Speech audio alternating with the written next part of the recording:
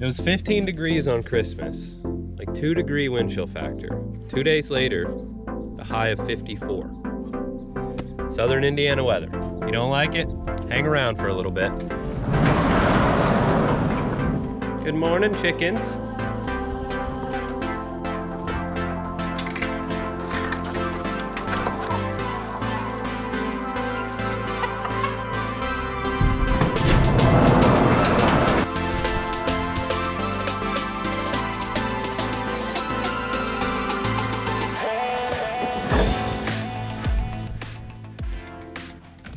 Okay, today we're gonna do a little bit of chainsaw maintenance here. I've got the MS261. It's got a little bit of use on it, so we're gonna go ahead and clean it up, get it sharpened for a project that we have here on the farm. So that's what I'm gonna go through here today. I'm gonna just go through the basics really of what I do whenever I've got the saw and I'm ready to go into the field and use it. So just a basic cleanup, and I'll show you guys what that looks like. First thing I usually go for is my air filter. There's not really a right or wrong way to do this. I mean, maybe there's a wrong way, but everybody's got kind of their own way. This is just how I do it. So the first thing I want to do whenever I go to take my shroud off here and go to my air filter is going to be put the choke on full choke so that way we're closing off the carburetor. We're not letting any gunk get down into there. So we'll go ahead and take this air filter off. I typically don't use an air compressor to clean out air filters. Maybe that's controversial, maybe it's not. I've found that just a light tap here with the scrunch is more than sufficient to clean it out. So that's that. I'll take my rag here and I'll clean up around the seal, where the air filter sits on there. Clean the seal on the inside, the air filter. I've been cutting a lot of dead trees, so it's been really dusty. So that's that. Go ahead and put that guy back on there. So that's the reason that I go for that first, is because it's usually pretty quick. If you maintain your saw regularly, the air filter doesn't tend to get too gummed up, so it's not too bad. Next, we will go to taking the clutch cover off. You can hear the chickens in the background going crazy. It's a lot warmer today, so they're enjoying being out.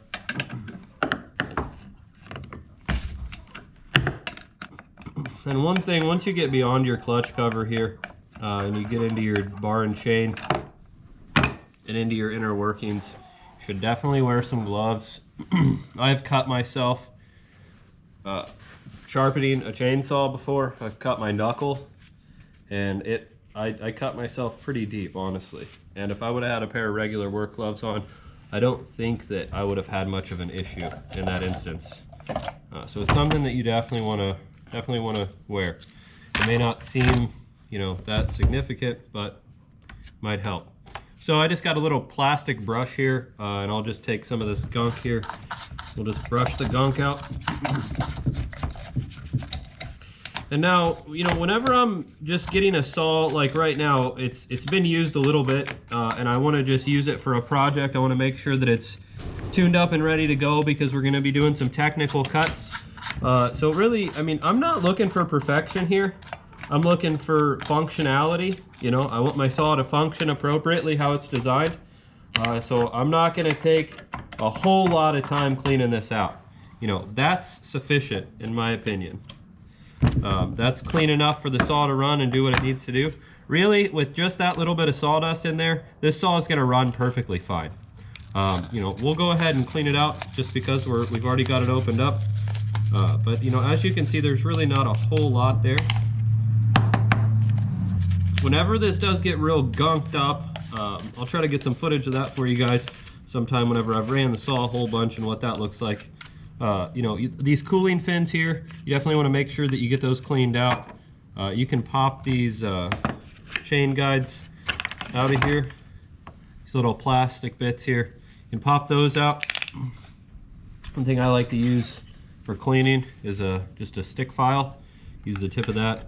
You can clean in those grooves there real nicely. So go ahead and put this Right back on there. So that's pretty clean. That's good enough for me and good enough for what we're going to be doing here today. So that's good. Set this off to the side. Now I'm going to take my chain off, set it off to the side. We're going to get our depth gauge. We've got a roll file here. So you can buy this at a steel dealer. It's got a flat file, a file guide for sharpening your chain, and then it's got the depth gauge, and you can check the angles of your cutters. And then it's got this nice little piece on the end here that fits nicely into the bar that you can drag down and get all that gummed up sawdust and bar oil out of there.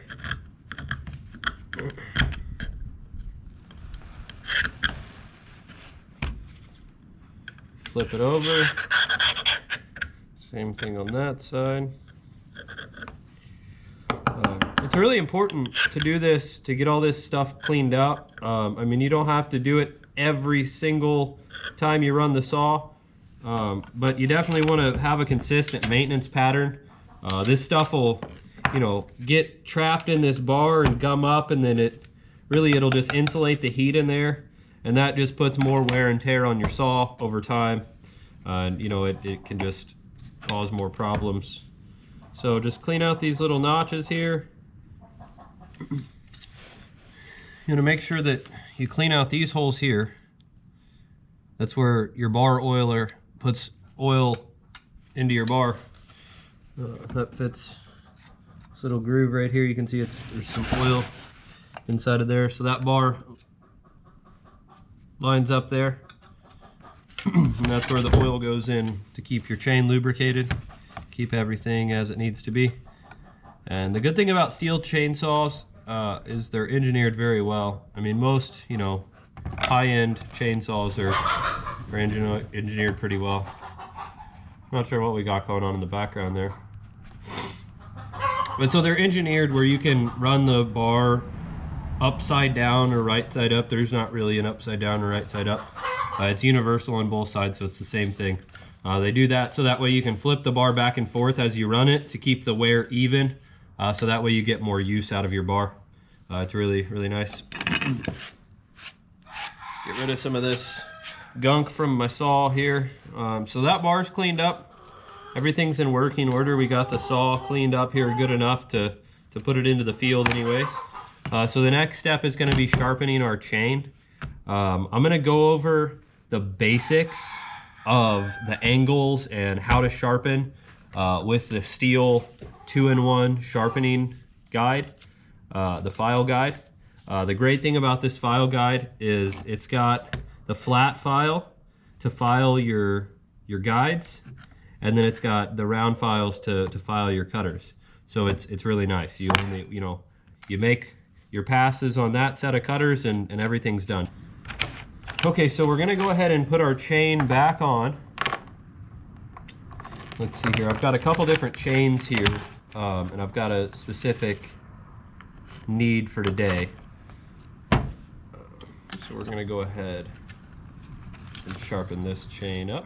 Typically, I usually put the chain on the bar and then I'll hold it from the end and allow gravity to help me. So that way I'm not fighting it, the chainsaw's not fighting me, everybody's happy. So the quickest way to tell if your chain is on backwards is if you're gonna run your bar like so, where the steel is facing up, or you got the top side up, then you wanna look for your cutters. You can see here, you wanna look for your cutters for the point to be going towards the tip of the bar, okay? So we'll go ahead and get this put back on here. Typically tilt my saw up like so. I'm pulling back a little bit on the chain to keep that tension so that way the chain doesn't fall out of the bar as I set it on. Gotta back my tensioner. Gonna go a little more. That should do it. Yep. Okay. So as you can see, you want to make sure that that's sitting in there nice and tight. If you can put your saw back together like so, where it's not sitting in there all the way, and that can cause some problems. So you want to make sure that that's seated well. Another thing with the 261 specifically is with your gear, your sprocket gear here. You want to make sure that you get your chain guides in that sprocket gear and you don't get them in this groove here between your washer plate. That's a common mistake that can be made there. You want to make sure that, you know, get that lined up and good to go. So we've got this on here and it should be set. So I'm going to take my tension screw and turn it just a little bit. So that way it kind of holds the bar in place there for me, so it doesn't go anywhere. And then we're going to go ahead and throw this back on here. The wonderful thing about the 261C is it's got these bar nuts on here that don't fall off, so you don't ever have to worry about losing them. Okay, so I'm going to go over a little bit here about how to tension your chain appropriately and how to have your bar set appropriately, and we'll go over that here real quick. So, all right. So as you can see, my chain is nice and loose here. So what I want to do is I've got my bar nuts tightened hand tight. So they're not tight enough to hold the bar on. As you can see, there's a little slack there.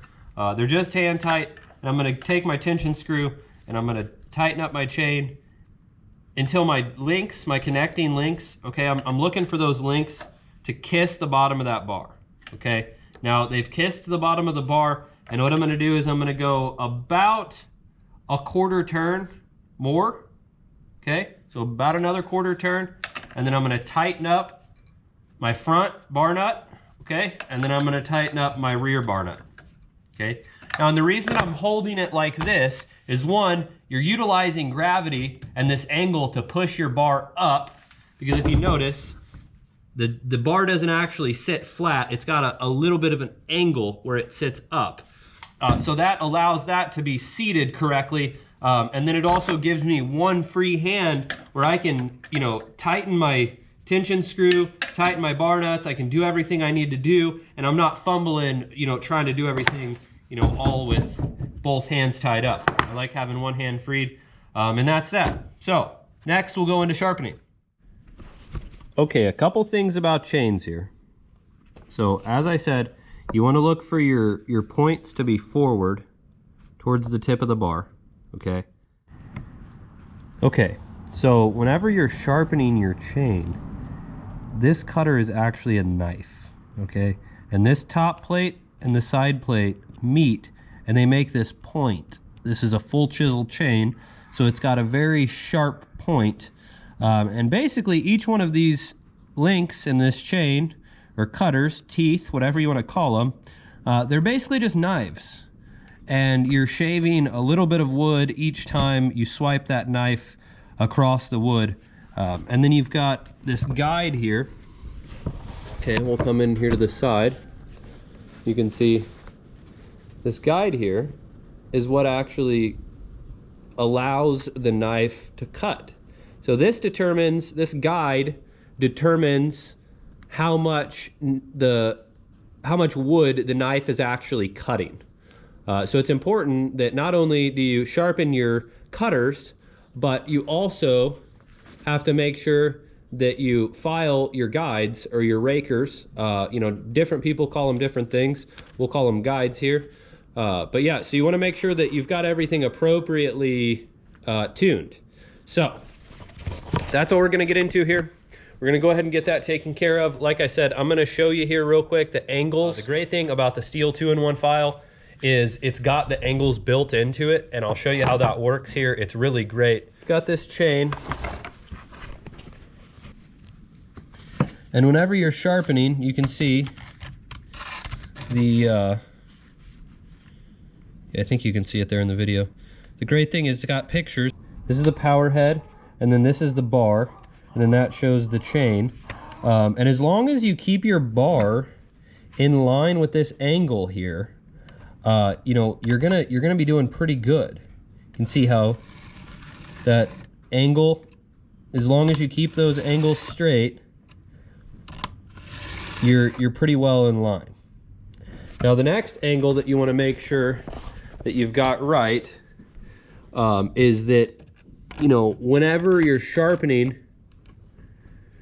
this, you want to make sure that you're not cutting downward and you're not cutting upward. You want to make sure that that's a clean 90-degree angle as you're guiding across that, okay? Make sure that you've got that 30-degree angle set like so. So that's what that looks like. If you've never seen the Steel 2-in-1 file, it's a really great tool. Got some gunk on our file there. So this is what it looks like. Okay. You're just looking for that clean, consistent angle, okay? And what that does is that creates a nice, sharp knife. And it also, that center file, that flat file there, like I said, that files down your guide. So the good thing about this is if you're new to sharpening, if you've never sharpened a chainsaw before, you can go buy one of these for like 35 bucks, read the instructions, you can watch this video, I'm showing you how to use it, and it, you know, it's just like anything else, it takes practice. So with a little bit of practice, and you know, maybe it takes a couple chains or whatever. I've been sharpening chainsaws for years now, so I've gone through many chains sharpening. It's taken a while to build the muscle memory, and it's something that I've gotten good at, but it's something that you can get good at too.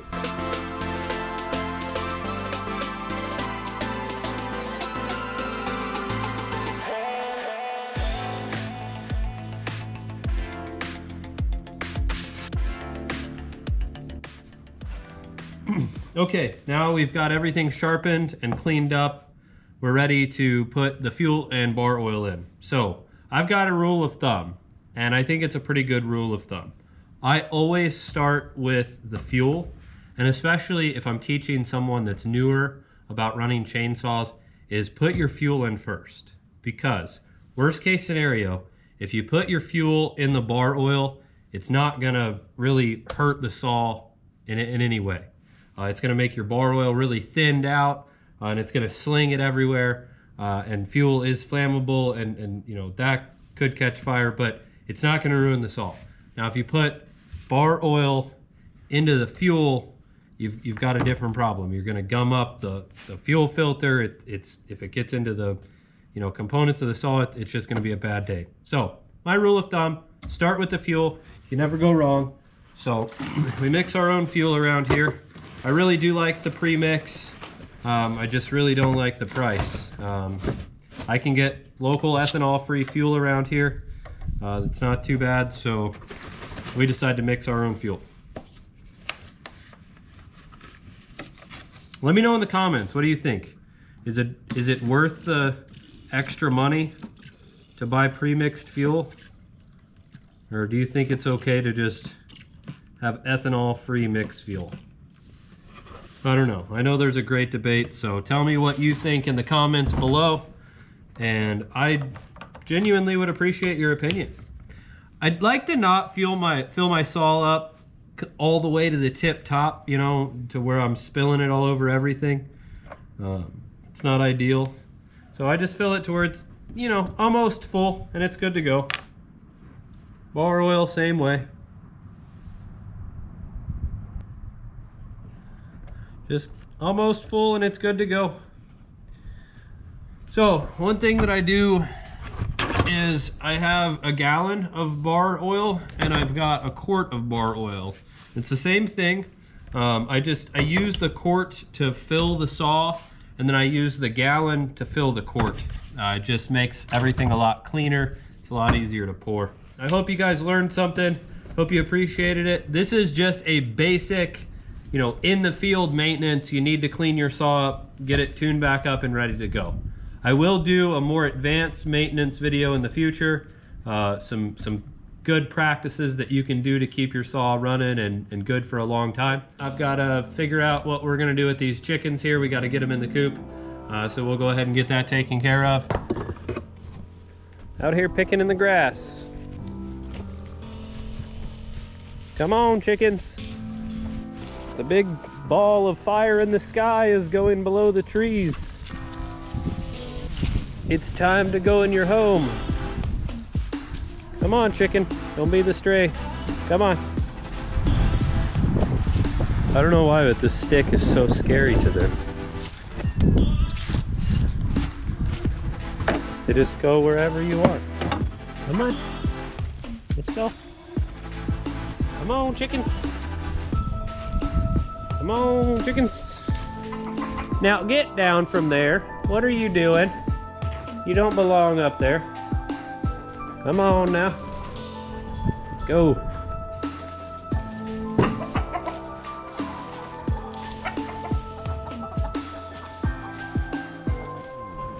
Come on, you two. Yep, no. Oh, we have got a rogue chicken, y'all.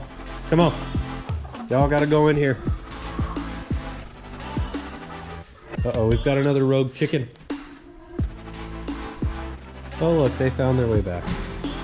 Come on. Yep, you know where to go, don't you? Come on, you two. Yep, go on in there. For your own good. All right, well, that'll wrap it up for this video. We certainly appreciate you watching. Be sure to like and subscribe if you haven't already. We hope you're enjoying the content, and we hope you guys are enjoying the journey. I was only able to get the saw maintained today. I had a friend stop by that wanted to check out the farm and see what we're doing. He's got some ground here in the township, and he wanted to maybe see what kind of ideas that I had that he could help me with, or that I could help him with. And so he stopped by a little while ago as I was maintaining my chainsaw. So unfortunately I wasn't able to get to the tree that I wanted to cut down today. So we will have to save that for another one. But until then, y'all, see ya, be safe.